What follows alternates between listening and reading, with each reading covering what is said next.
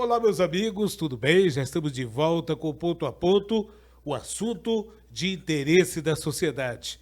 Sempre às sextas, às 20 horas, Network Group Play traz para você um entrevistado com muito conteúdo edificante. E é claro, ao meu lado, o jornalista Calbin Cerquil. Mais uma vez, Calbin, seja bem-vindo.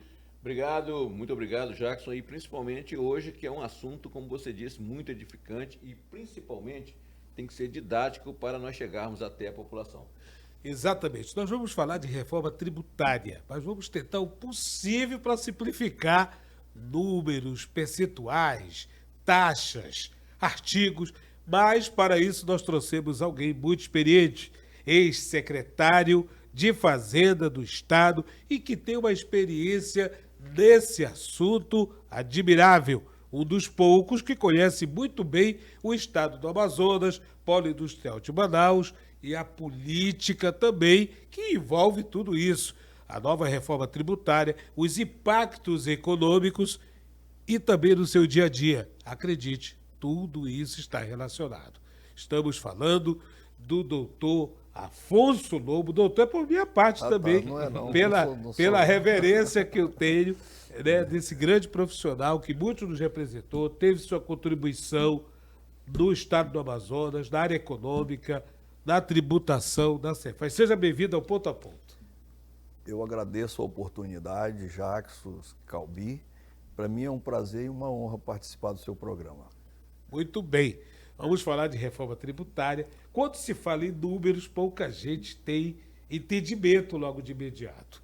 Mas nós sabemos, doutor Afonso, que nós estamos falando do dia a dia, do cotidiano das pessoas, do orçamento familiar, principalmente o estado do Amazonas, né?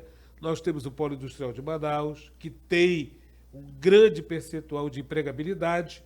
A dependência desse modelo econômico ainda é grande em todo o estado, mas falando de uma forma para que a população possa entender, a reforma tributária, ela é boa ou não para nós aqui do Amazonas? Eu acho que ela não é boa, eu acho que ela é extraordinária para nós.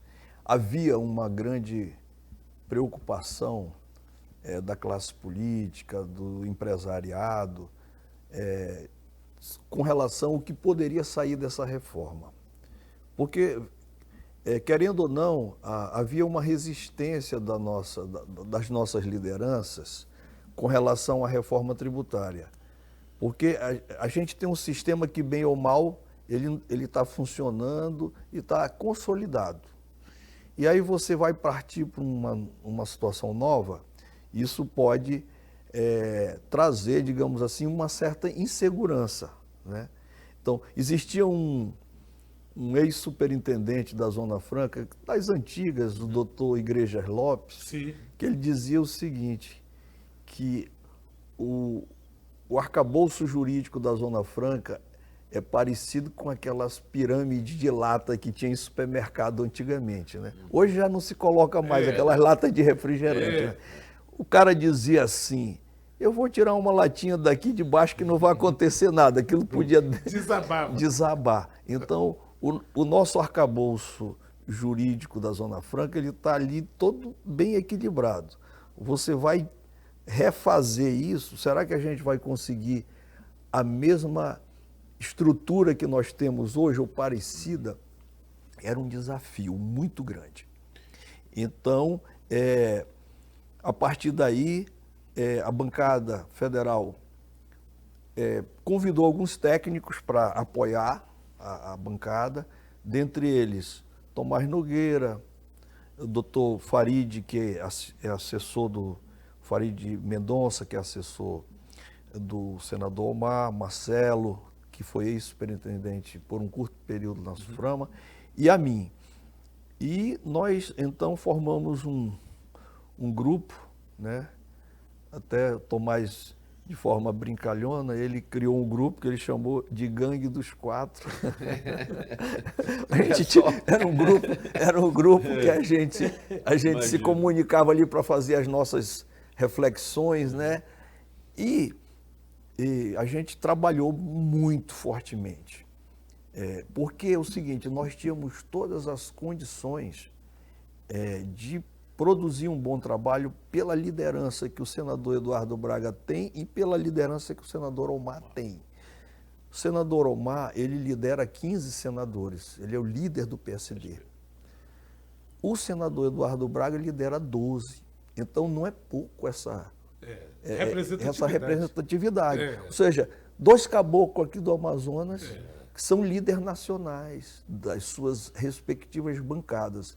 Então, por essa condição, eles poderiam nos ajudar muito. E aí o que precisava? De um suporte técnico para, digamos assim, orientá-los e discutir com eles, né, e tal. E assim nós fizemos. Fomos trabalhando, e ao final, eu acho que a solução que foi produzida, ela se tornou até melhor do que o sistema atual que estamos em vigor. Sim. A partir do ano que vem, a reforma começa gradualmente a entrar em vigor, né? Mas foi assim, em resumo, foi um produto assim extraordinário. O produto final da reforma se revelou extraordinário para a competitividade da Zona Franca de Manaus. O senhor fala em ano que vem, 2027? 2027 já inicia a CBS. Sim. Porque assim, eu queria fazer uma introdução rápida sobre o sistema. Claro. Por favor. O que acontece? Nós estávamos há 3 décadas, através de discussões e tentativas, tentando implementar uma reforma. E por que havia essa, digamos assim, necessidade, havia meio que um consenso na classe econômica, os agentes econômicos, os agentes políticos, na necessidade disso? Porque o Brasil, alguém já cunhou um termo que o nosso sistema tributário do consumo, ele é um manicômio tributário. Sim. Né? Por quê? Porque ele é muito complexo, ele tem uma base fragmentada, você tem tributo do Estado, você tem tributo do município, você tem tributo federal, e você tem, para a mesma base de tributação, você tem cinco tributos. Você tem o ICMS, o ISS, o PIS, a COFINS e o IPI. Então, assim, cada um com as suas legislações muito complexas, e isso precisava, eu imagino assim, de uma simplificação, em primeiro lugar. Era um sistema que tinha também muito litígio, muitas ações judiciais, né? Então, ele não era transparente, o consumidor não sabia quanto estava pagando. Tinha todos esses aspectos, né? E os próprios organismos internacionais, como o FMI, Banco Mundial, por exemplo, a OCDE, recomendavam para o governo brasileiro que adotasse um modelo mais moderno e alinhado às melhores práticas internacionais. Foi aí que se desenhou um modelo que começou pela Câmara dos Deputados, depois com o Senado, e o governo federal, quando iniciou esse último mandato do Lula, presidente Lula, o governo federal, então, entrou no circuito com o suporte da Receita Federal, do Ministério da Fazenda. Foi criado uma secretaria executiva do Ministério da Fazenda para supervisionar e cuidar especificamente disso, que foi o doutor Bernard Api, e então o processo começou a andar. Né? Começou a andar e daí apresentou-se um projeto em que se substituía 5 tributos por 2. Na verdade, é um tributo que é dividido, é um mesmo tributo que tem uma parte de competência federal e outra de competência de estados e municípios. A CBS, que é federal, que vai entrar iniciar o ano que vem, e o IBS, que vai substituir o ICMS e o ISS. Esse mecanismo, ele tramitou pela Câmara, depois foi para o Senado, voltou para a Câmara e tal. Quando o projeto que veio da Fazenda chegou na Câmara dos Deputados, ela não previa como seriam os incentivos das indústrias daqui da Zona Franca de Manaus. Dizia que quem ia definir os níveis seria o comitê gestor, porque vai ter um comitê gestor do IBS, que é os tributos do Estado e dos municípios. Esse comitê é quem ia definir quais seriam os incentivos da nossa indústria. Imagina, jogar isso para uma instância futura, ouvido o Tribunal de Contas e não sei o quê. Então nós ficamos preocupados com isso e passamos a defender a seguinte tese: nós temos que tornar essa lei assim muito próxima do que nós temos hoje em nível de incentivo na lei do Estado do Amazonas, que é a lei 2826, que é a lei dos incentivos fiscais da Zona Franca de Manaus. Passamos a fortemente dizer o seguinte: vamos fazer ela assim o mais próximo possível dessa lei. Manter os incentivos que tem hoje. Aí, essa tese, em modéstia à parte, foi defendida por mim e, num dado momento, alguns colegas acharam que a gente podia evoluir para outros modelos, mas eu ficava preocupado. Eu digo assim, olha, a gente vai estar dando um tiro no escuro. O empresariado, os contadores, os agentes públicos já são acostumados com esse mecanismo de crédito-estímulo, né? de benefício na entrada, de benefício de restituição parcial na saída e tal. Então, vamos tentar adotar um mecanismo parecido. E aí, eu sempre bati muito nesse ponto. E aí, o senador Eduardo Braga era o relator no Senado e ele aceitou essa ideia. E aí nós passamos a trabalhar. O projeto chegou no Senado, então foi definido os percentuais igual da lei estadual, né?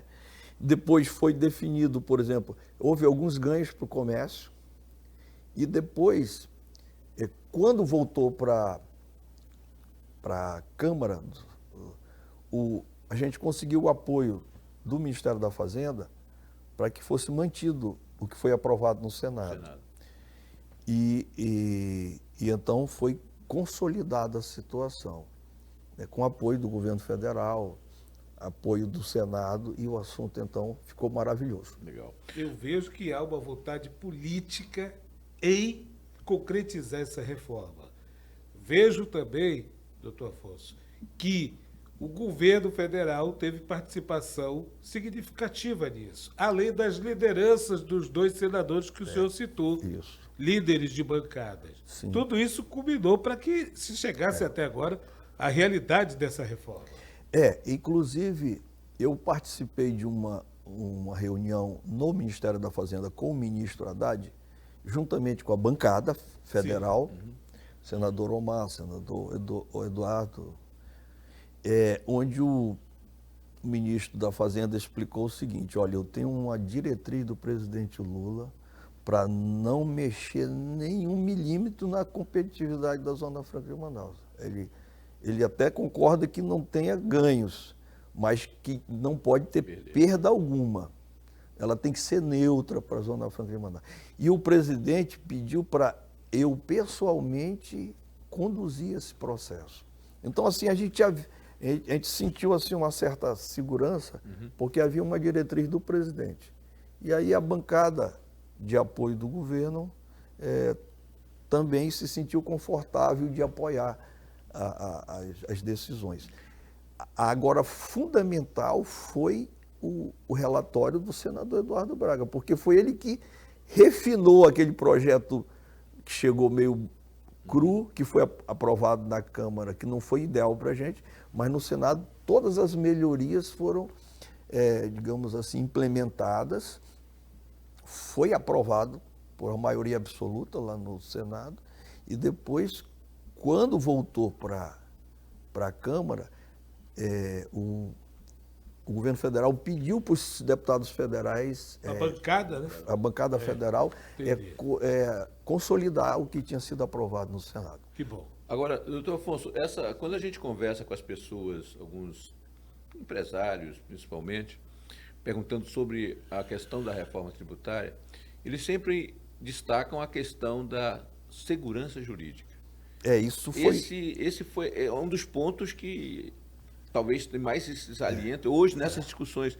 As outras partes são técnicas, principalmente, mas essa segurança jurídica, eu queria que o senhor transmitisse agora, dissesse para a gente o que significa isso nesse ponto. O que acontece? Houve uma emenda constitucional. A primeira, porque essa reforma ela foi elaborada em 3 etapas. Primeiro, houve uma emenda constitucional que definiu na Constituição os pilares básicos da reforma. Depois, teve uma lei complementar que regulamentou os 2 tributos, que foi a lei complementar. A emenda foi a 132 de 2023. E a lei complementar foi a 214, que regulamentou os 2 tributos novos. E depois teve a lei complementar que criou, agora em janeiro, que criou o comitê gestor. O comitê gestor é o órgão que vai centralizar a arrecadação dos estados e municípios. E aí depois devolver para eles. Aí voltando à questão da segurança jurídica, nós tínhamos, porque a nossa legislação ela estava baseada no Decreto-Lei 288. Lá de 67. Então o que acontece? Depois houve a Constituição de 88. Então aí houve uma discussão, será que aquelas questões do 288 foram recepcionadas pela Constituição? Aí os estados, principalmente São Paulo, diziam, não, isso não foi recepcionado, isso foi, mas isso não foi. Então, muitas vezes, nós tivemos que ir ao Supremo para tentar ver garantido aquilo que a gente entendia, que era direito da Zona Franca. Por exemplo, assim, nós entendíamos que os incentivos para as indústrias da Zona Franca, nós tínhamos competência para dar e nenhum estado tinha direito de glosar os benefícios. Que eu dou um crédito presumido e lá eles tinham que acatar. E aí, mas São Paulo, num primeiro momento, não queria. Nós tivemos que ir para o Supremo. Aí o Supremo entendeu que nós tínhamos direito, que o 288 tinha sido recepcionado, a lei complementar número 15, de 75, também tinha sido recepcionada e tal. Aí, vários temas tiveram que ser decididos pelo Supremo. Inclusive, recentemente, já no governo Bolsonaro, eles tentaram zerar o IPI, que é um dos principais diferenciais na nossa competitividade. Para todo o país? Para todo o país, por exemplo. Então, assim, você tem hoje, por exemplo, um IPI de motocicleta, que é 35%. Nominal, porque se você produz na Zona Franca, você não paga nada. Mas se você for produzir em outro estado, você paga 35%. O governo zerou assim praticamente todo o IPI existente. Ou seja, não tinha competitividade nenhuma fabricar moto aqui. Exatamente. Nós perdemos um dos principais tripés da nossa, que é o IPI, o ICMS e o II, né? E o PIS e a COFINS, na verdade são 4. Aí o seguinte, tivemos que ir novamente para o Supremo. E o Supremo disse que não era possível eliminar aquele benefício sem criar um outro tipo de elemento que mantivesse a competitividade da Zona Franca.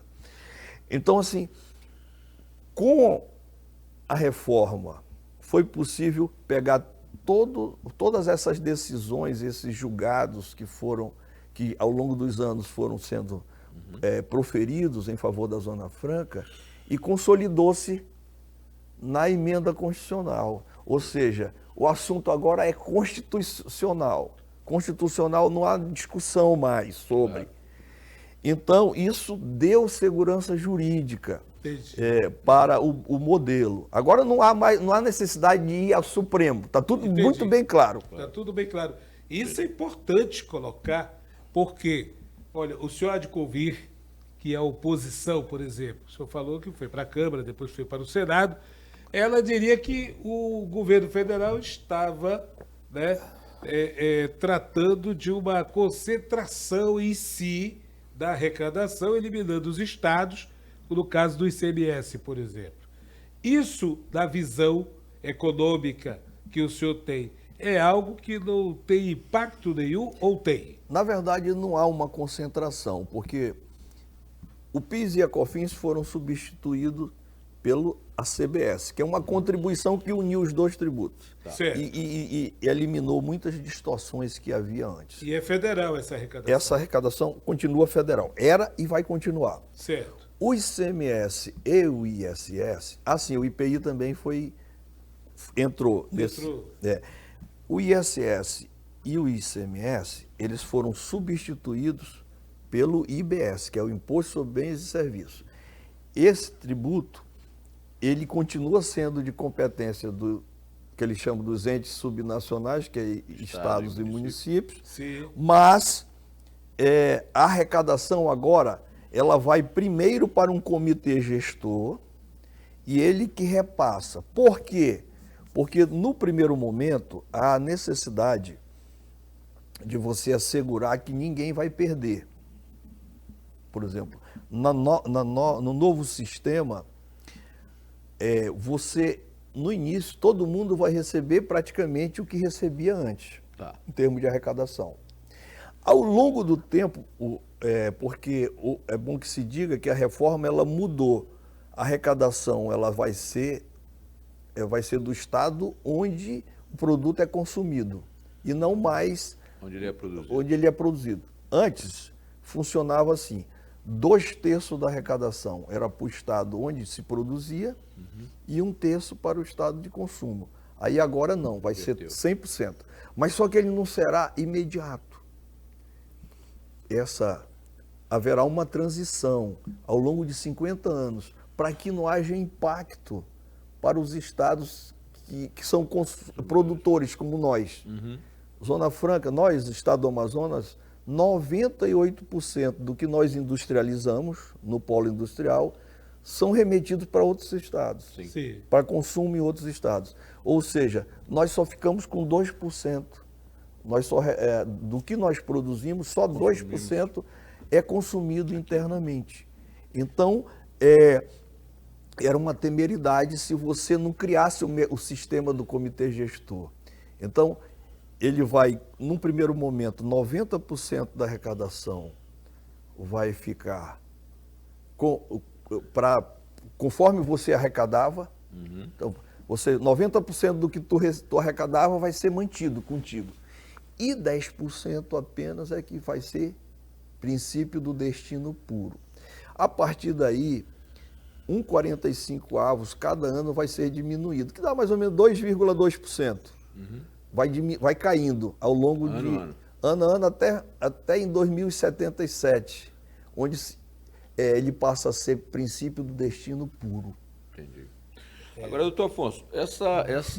Muito bom isso aí. Então precisava de um mecanismo central para arrecadar e depois repassar para não ter distorção, né, para ninguém perder. Entendi. Né? E ainda tem alguns mecanismos que, se tiver perda mesmo assim, aí tem o seguro-receita. Garantias. Garantias. Eles reservaram 5% da arrecadação para corrigir distorções que, mesmo assim, ainda possa acontecer. E tem também o Fundo de Desenvolvimento Regional, que é um fundo que o governo federal vai começar com, acho que é 29, com 8 bi, e vai até 60 bi ao longo dos anos. E ele é para os estados investirem em infraestrutura, né? Que hoje eles usam sua arrecadação, então eles não vão precisar mais se preocupar. Esse Entendi. dinheiro vai para essa finalidade. Agora, doutor Afonso, daqui a pouquinho eu queria entrar, Jackson, na questão... Não, eu tenho um monte de perguntas para fazer aqui. Daqui a pouquinho na questão da população, para ver até que ponto. Mas antes disso, eu gostaria de saber do senhor qual é a principal reclamação do resto do Brasil com relação a nós. Isso. Ou seja, a reforma tributária, como o senhor disse, foi muito boa, está sendo muito boa para nós. E para o resto do Brasil, tem muita reclamação? Tem alguma coisa que eles têm razão, coisa parecida? A principal reclamação é que eles dizem que nós tivemos muito ganhos. E realmente tivemos. Aqui para nós tivemos muito mesmo. beneficiado. Eles acham que... Eu não sei se vocês lembram que assim que foi aprovada a reforma, houve a Fiesp se manifestou, alguns articulistas, Miriam Sim. Leitão, um monte de gente Sim. se manifestou dizendo, criticando o modelo Zona Franca, dizendo que aumentaram os benefícios além do normal e tal, e que haverá uma concentração de indústrias aqui, porque nós ficamos muito competitivos, né? Hoje, o que acontece? Quando iniciar, em 2033, que a reforma, ela começa em 27, com o IBS e CBS, em 29 começa o IBS, onde ele vai começar com 10% da alíquota devida, depois passa para 20% e tal, até quando chegar em 33, 100%. Vamos considerar 33. A partir de 33, nenhum Estado brasileiro vai poder conceder mais benefícios. Então, por exemplo, hoje existe a figura da guerra fiscal, todo mundo concede benefícios unilaterais, porque não existe mais ICMS. Esses benefícios que foram concedidos foram no âmbito do ICMS. Em 33, o ICMS desaparece. Então, passa a ser só o IBS. E no IBS não existe mais benefícios. Tem, assim, situações muito pontuais, mas para produtos. Por exemplo, tem os regimes diferenciados, vamos dizer assim, remédio, mas é para o produto em qualquer lugar do Brasil. Né? Por exemplo, remédio... Não só o Estado. Não tem. Por exemplo, o remédio, ele... em torno de 380 medicamentos, eles serão totalmente isentos para a população. São aqueles básicos. Certo. Né? Não são tão básicos porque tem até Viagra, Cialis, esse negócio, estão na relação. E tem também 850 outros que têm uma redução de 60%. Aí tem remédio, tem produtos da educação, e tem vários outros tipos de produtos que são beneficiados, são benefícios do consumidor. Entendi. Benefícios do consumidor. Incentivo para a indústria não vai ter em lugar nenhum do Brasil. Entendeste? Então, quem quiser manter benefício fiscal vai ter que vir para a Zona Franca. Claro que a gente tem aquela amarra do processo produtivo básico. Sim. E assim, se o produto tiver PPB hoje e ele ainda estiver sendo produzido fora, ele vai ter que vir para Manaus. Entendi. Eu ia só falar nessa questão. Competitividade. Eu quero falar de competitividade. Mas antes... eu vou aproveitar aqui o Afonso Lobo, que é o expert, se reuniu com a Haddad, com a equipe econômica. Junto com a bancada. Não, pelo amor de Deus, a bancada foi buscar. Eu vou falar turma, gangue já é por parte do Tomás. Lá. Os experts, aqueles que têm a experiência da tributação do Amazonas. Olha, o senhor falou em garantia, o senhor falou em competitividade do polo industrial, né? Força e etc. E eu tenho lido, eu tenho observado alguns comentários, muitos deles pelo lado político, ideológico, de que a Zona Franca de Montevidéu tem aumentado o interesse do empresariado brasileiro, inclusive com ameaças ao polo industrial de Manaus. Procede isso ou é pura narrativa ideológica? Bem, a Zona Franca que eu conheço é a da Terra do Fogo, na Argentina. Exatamente. Eu não conheço Zona Franca em Montevidéu. De verdade, E tem assim, no Paraguai, um modelo não é bem Zona Franca, eles têm um modelo geral para a indústria, tem um incentivo geral no país para a indústria, em que muitas fábricas do sul, sudeste, têm optado por produzir no Paraguai, porque às vezes a energia é mais barata, a tributação é menor. Isso. E como eles são parte do Mercosul, tudo que vier de lá para o Brasil vem com isenção. A própria logística. A logística está ali perto. Então não se trata de uma competitividade direta com a Zona Franca. Não. Isso a gente já convive com esse. Já é natural. Já é natural, já é uma situação assim. Porque o que o Paraguai tem atraído muito são produtos da área hospitalar, são assim alguns produtos da indústria de consumo como um todo, né? O nosso produto é produto de alta tecnologia, telefone, televisão, motocicleta, eletrônico. Isso eles não têm. Isso eles não têm. Terra do Fogo tem alguma coisa de motocicleta, eu não sei se tem televisão. Mas assim, não se compara com a Zona Franca de Manaus, não. A Zona Franca da Terra do Fogo é bem aquém da nossa. Estou querendo ir lá na Patagônia para conhecer esse negócio de perto. Viu?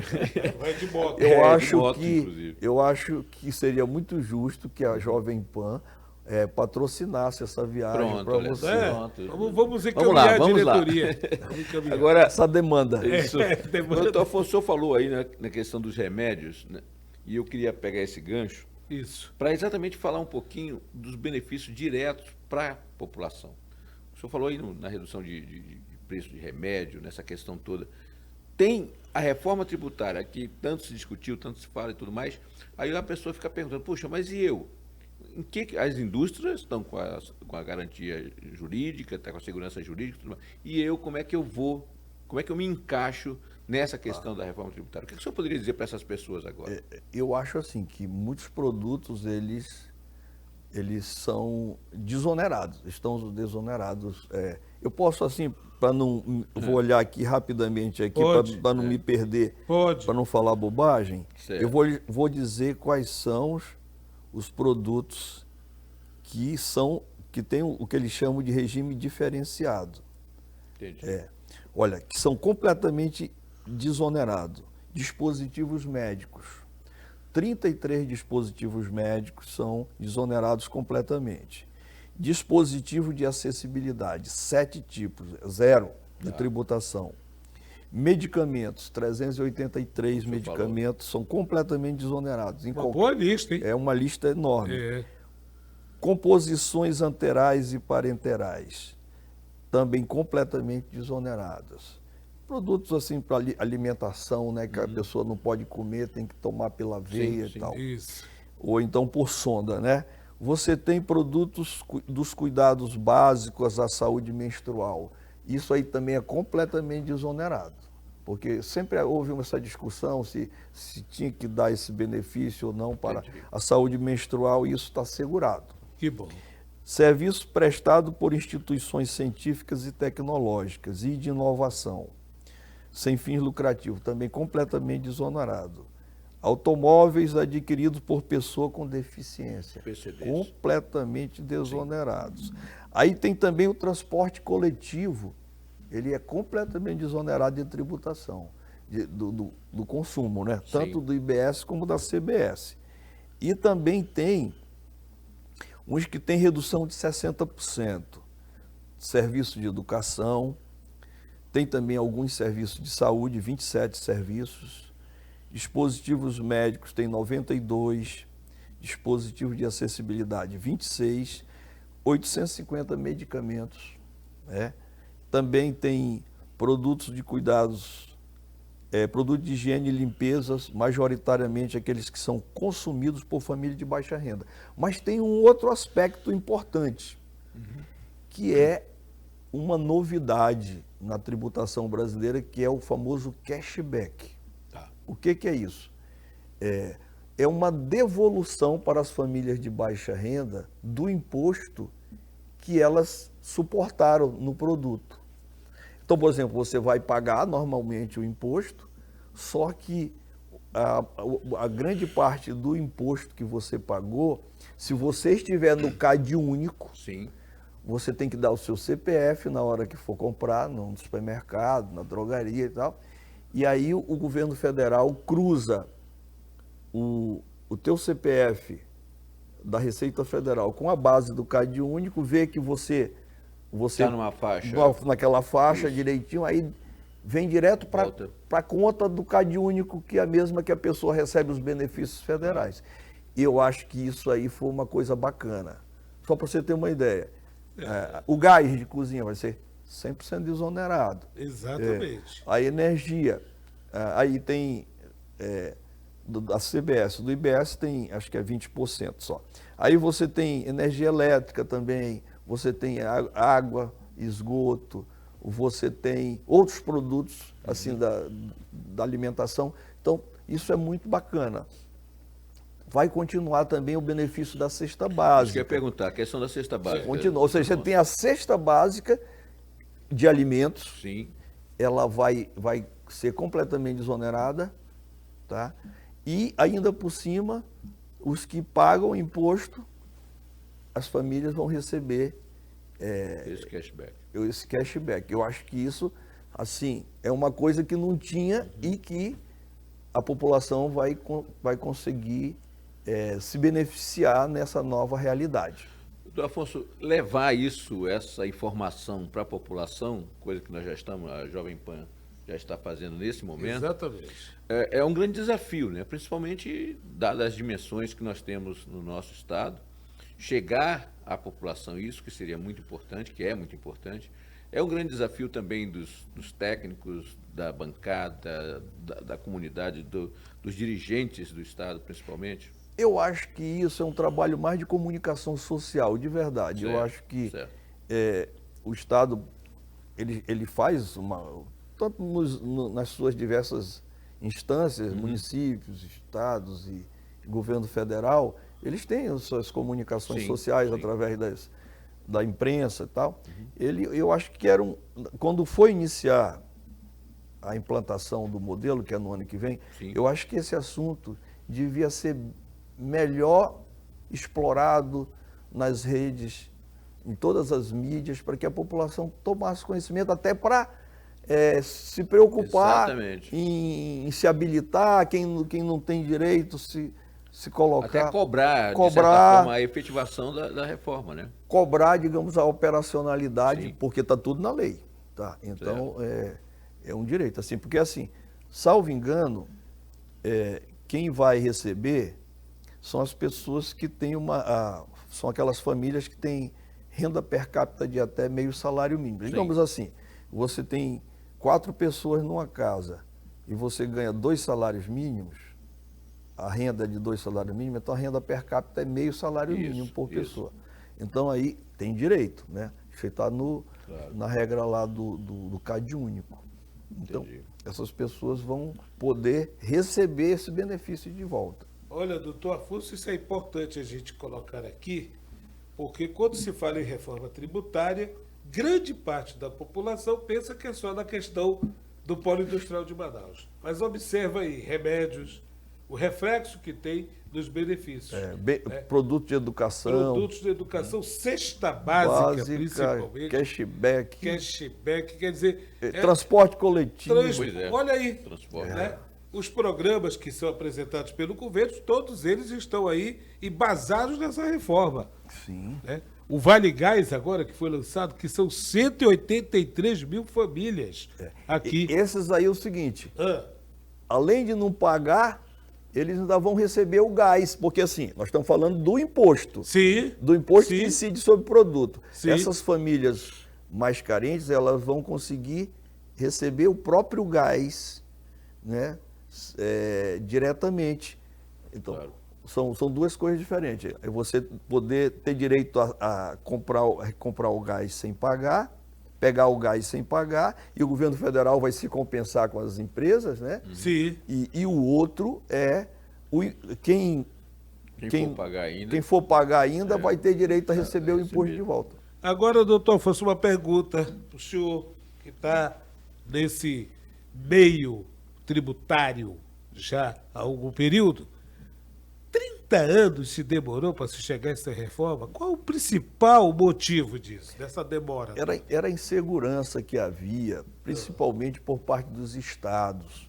Eles não, porque hoje, todos os estados brasileiros, eles têm os seus incentivos fiscais. Certo. Então, assim, nunca houve no Brasil assim, um plano para distribuir os investimentos industriais ao longo do território, né? Certo. Então, assim, os estados que são mais estruturados em termos de infraestrutura, vamos dizer assim, eles sempre atraíram mais indústrias, como é o caso de São Paulo, é o caso de Minas Gerais, Bahia. Rio de Janeiro, Bahia, o Rio Grande do Sul, Santa Catarina, Paraná. Então, esses estados que estão, primeiro, próximo do mercado consumidor, segundo, tem uma posição logística muito boa, porque eles estão no litoral ali, tem mar próximo, né, portos, aeroportos e tal. Estradas. Então, assim, houve uma concentração industrial no centro-sul do país. E aí, qual foi na ausência de um planejamento nacional para distribuir essa industrialização ao longo do território, os estados passaram a abrir mão do seu imposto, principalmente Norte, Nordeste, Centro-Oeste, para atrair empregos, atrair investimentos para gerar emprego, porque você tinha muita gente, digamos assim, não tinha emprego para eles. Muita gente do Nordeste, muita gente do Norte foi embora para São Paulo atrás de emprego.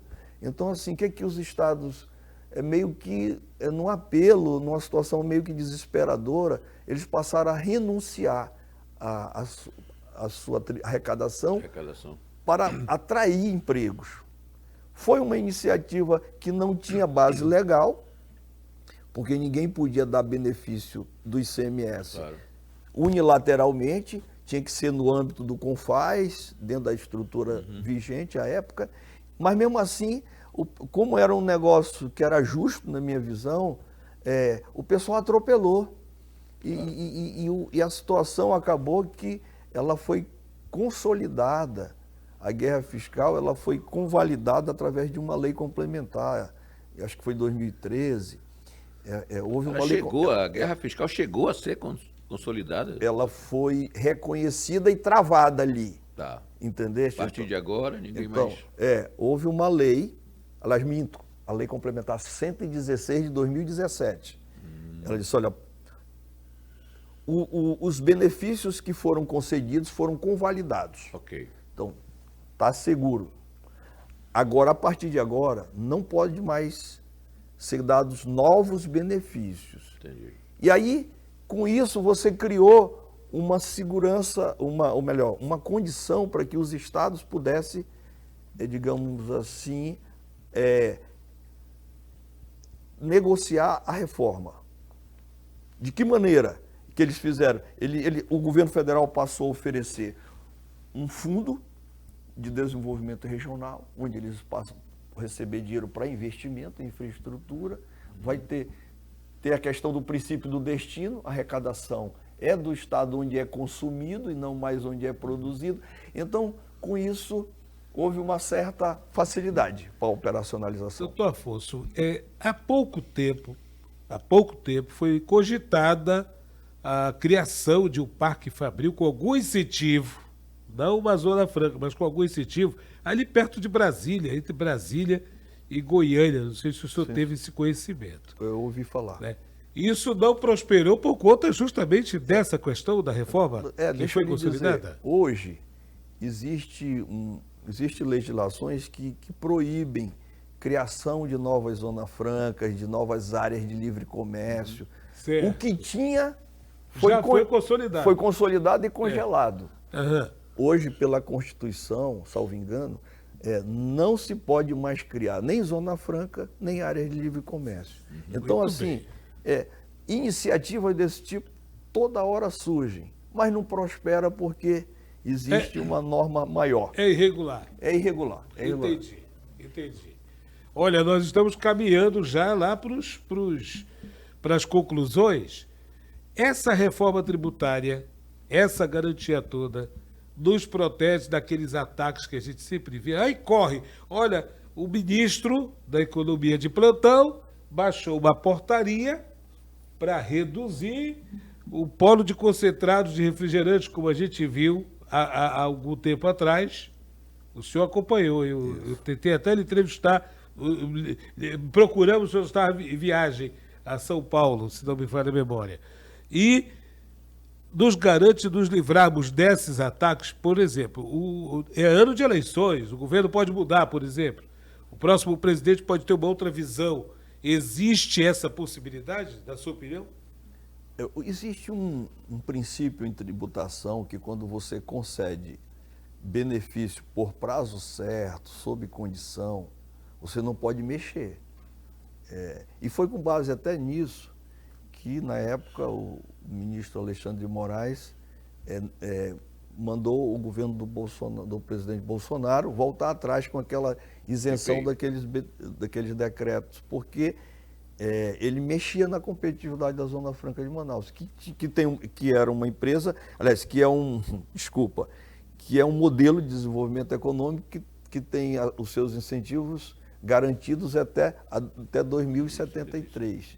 Então, a gente não pode mexer nisso. Hoje está tudo lá na Constituição. Mexer nisso é muito complicado.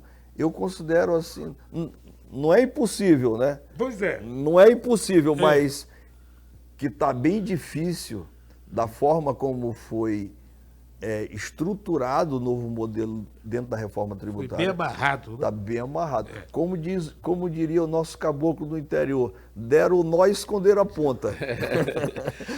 Difícil. O senador Eduardo Braga relatou, ele deu o nó e escondeu a ponta. Aí você não tem como descobrir onde para desatar. Agora, doutor Afonso, um outro aspecto também que eu gostaria que fosse salientado pelo senhor, no aspecto de que quando se quando se tem a vontade política, quando se tem números, quando se tem vontade para beneficiar o seu estado, principalmente a sua região, a bancada federal, claro, é fundamental, e essa reforma, a aprovação dessa reforma do relatório do senador Eduardo Braga, provou que, acima de tudo, se tiver união da classe, no caso dos senhores, os técnicos tributários, com a questão política da nossa bancada federal, a gente consegue alguma coisa. O problema é quando não se tem tudo isso e aí se parte para determinadas situações e aí a gente acaba perdendo algumas coisas. Então, mais uma vez, salientar essa união, tanto da bancada, dos técnicos, dos agentes políticos do Estado e também do município. O que acontece? A nossa bancada ela é heterogênea.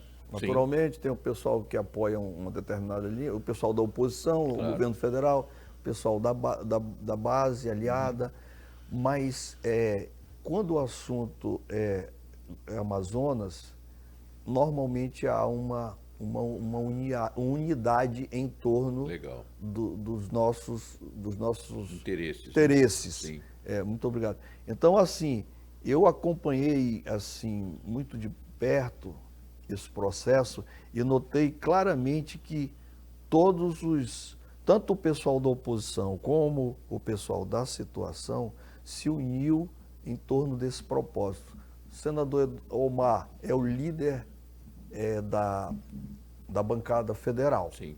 Então, eu acompanhei todas as reuniões praticamente decisivas sobre o tema. A nossa bancada estava fechada. Assim, ali não tinha situação e oposição em relação ao governo central. Ali existia Amazonas. E eu notei essa unidade da bancada.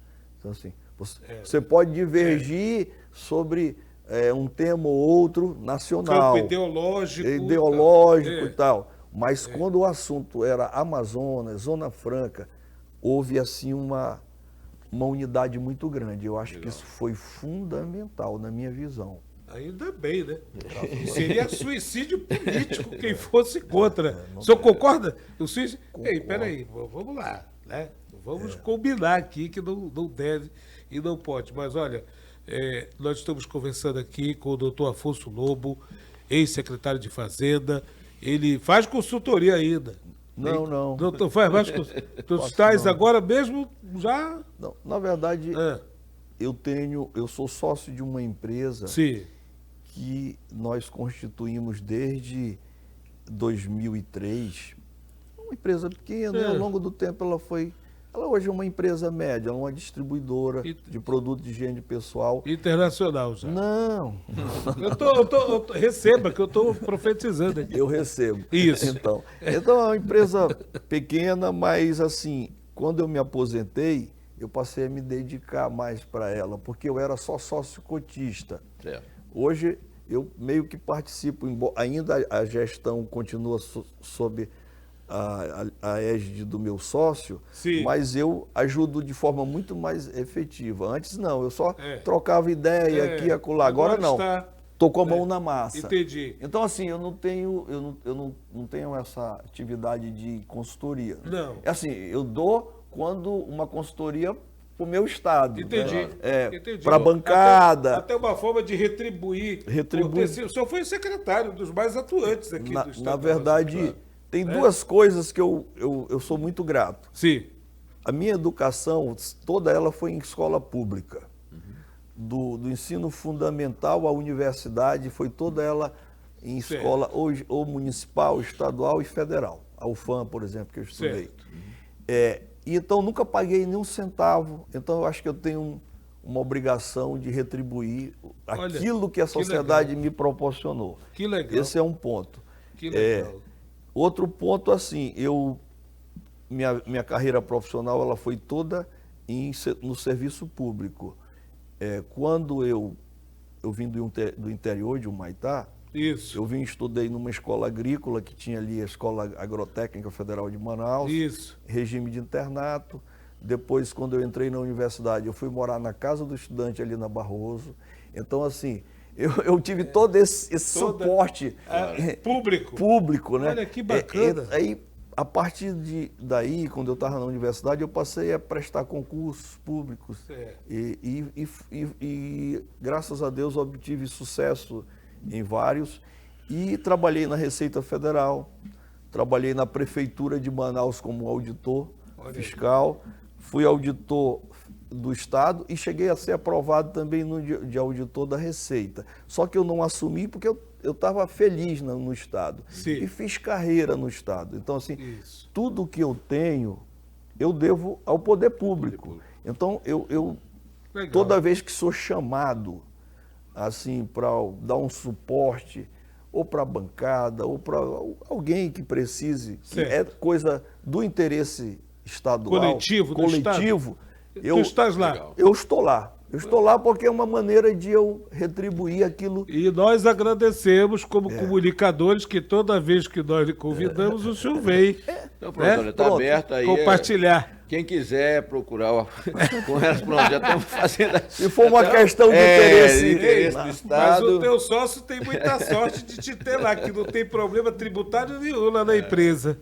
Na verdade, essa questão, como eu disse, o sistema tributário brasileiro ainda hoje é um manicômio. Pois ainda continua? Continua, porque a reforma só inicia o ano que vem. 27. Tá certo. Então, assim, a gente tem que estudar muito, tem que ter muito cuidado para não dar um passo em falso e depois ter um problema com o fisco, né? Claro. Então, assim, a gente, por ter essa experiência, digamos assim, profunda sobre o tema, a gente procura fazer tudo direitinho para não ter problema. Tá bom. Legal. Muito obrigado. Olha, pessoal, mais o ponto a ponto, mais o assunto. Aliás, vários assuntos tivemos aqui com o doutor Afonso Lobo. Ele está conosco aqui no Ponto a Ponto, sempre vem na Jovem Pan, né? E sempre virá, porque nós temos interesse em acompanhar, nós temos interesse em levar para você sempre a informação precisa, da fonte, de quem entende, na área de saúde, na área empresarial, na área tributária, na área política, em todas as áreas, como nós sempre temos aqui no Ponto a Ponto, um assunto que gera um grande debate, que, obviamente, traz conhecimento, e conhecimento não tem limite. Vale ressaltar isso. Né, Serquil? Muito obrigado, Calbi Serquil.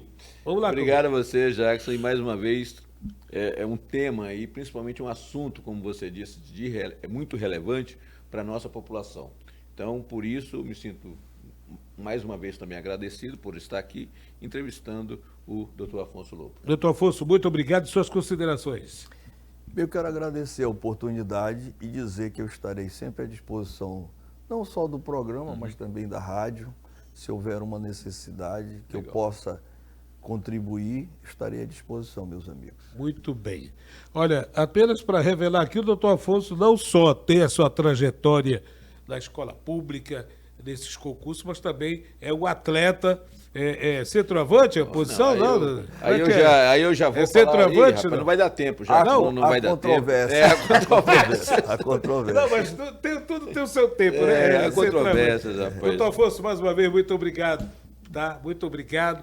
E a gente que acompanha já, eu e o Calbi, há muito tempo, as coberturas políticas, o doutor Afonso sempre foi essa pessoa solícita, né?